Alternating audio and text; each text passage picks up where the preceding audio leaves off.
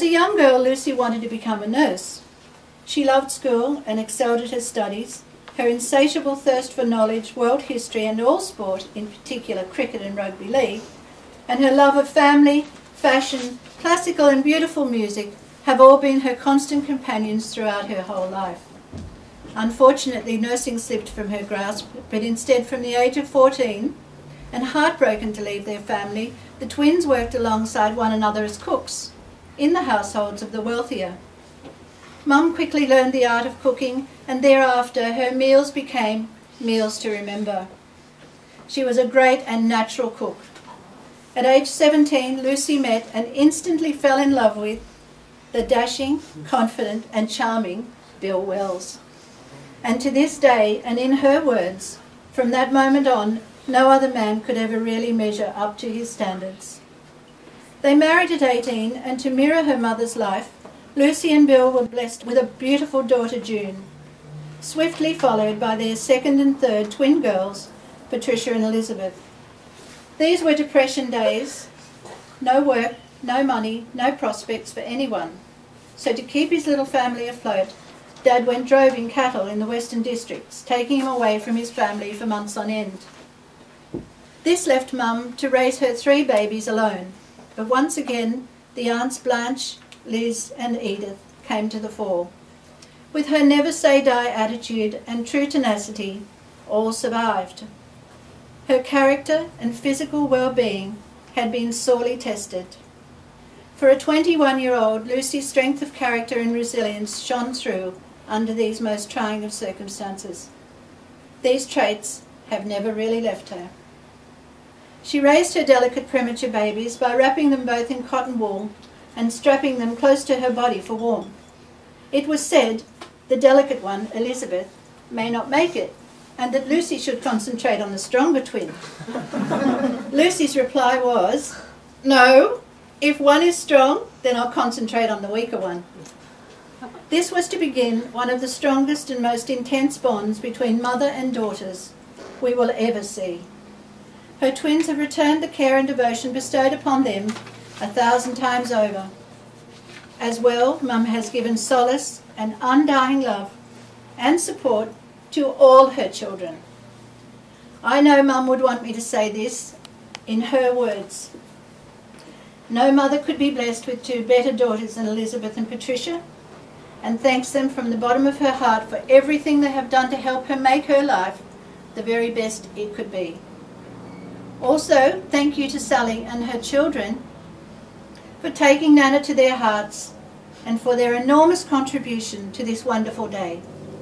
In particular, providing such a beautiful birthday cake, wherever it is. A special thank you to Joey, Anthony and Larry for their devotion and the many wonderful and thoughtful things they have done for their grandmother over many years.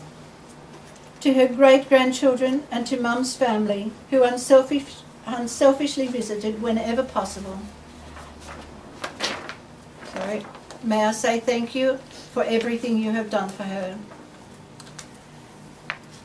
Now, Mum, we want to say thank you for everything you have done for us and everything we have inherited from you. For everything, your wisdom, your strength, your tenacity, your vibrancy, your resilience, your personality, your laughter, your strong moral code, and especially your thoughts of women's liberation long before Germaine Greer was born. Your beautiful zest for life and the simplest pleasures it had to offer. God has blessed your wonderful life and blessed us for having you in it. Most of all, you are much loved. Thank you, everyone.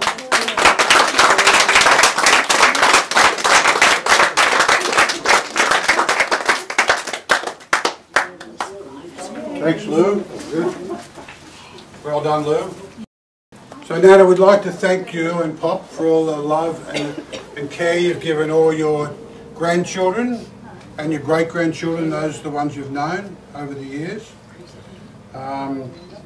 You've had a long and checkered history. I remember when we used to come down to visit you at Maroubra Junction, get on the tram with Pop, Pop taught us to surf. When my brother Mark and I would come down, he used to take me to the markets. We wouldn't take Mark because he reckons Mark's bladder was too close to his eyes. Poor Mark. I think Mark's still scarred from that moment. And then you moved to Wentworthville. I remember when we were at school, you used to come and pick us up. Pop used to pick us up at the old Z-Fire, remember that one? Oh, sorry, the Triumph. Triumph, yeah. And you'd take us back for your wonderful home-cooked meals in Wentworthville. We used to love that and look forward to that very much. Great cook. Then you moved up to the farm at Lithgow. Got a picture of Pop on the horse there when he was used to herd cattle. Down the bottom there, he used to work pretty hard. Then they came back to Balgowlah. And then you moved to Marrickville. And then that's when Pop got sick. And then Pop died at Marrickville. And you looked after him right at the end there.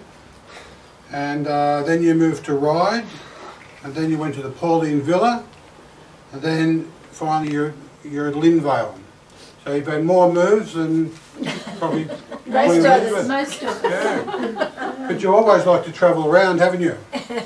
So I remember back in the old days, we waved you off on your trip on the Oriana. Yeah. And you headed over to England. I remember that. Back in the... I must have been about 5 or 6 then, I think. That's it. That's when she went on the Oriana. There she is. The reason you have to do that, and Simone will take notice, is because you worked at DJ's diligently for about 10 years in your black uniform to save up the money. And Pop couldn't believe it. You were actually going to go. She went all right. I made her go. So then you met your friend Brenda, the fortune teller in Yorkshire. Oh, yes, that we that's met my story. when we went over there.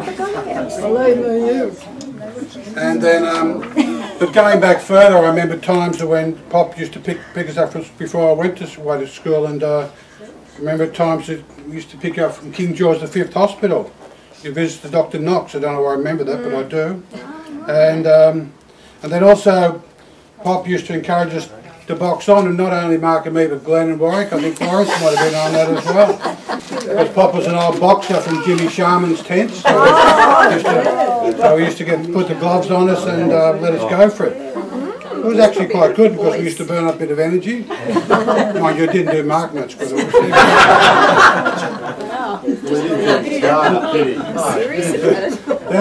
Then in 2000 we took you to the Olympics. Remember that? And I thought I was going to kill you walking up the top of the stairs. But your heart made it. You're tougher than ever now.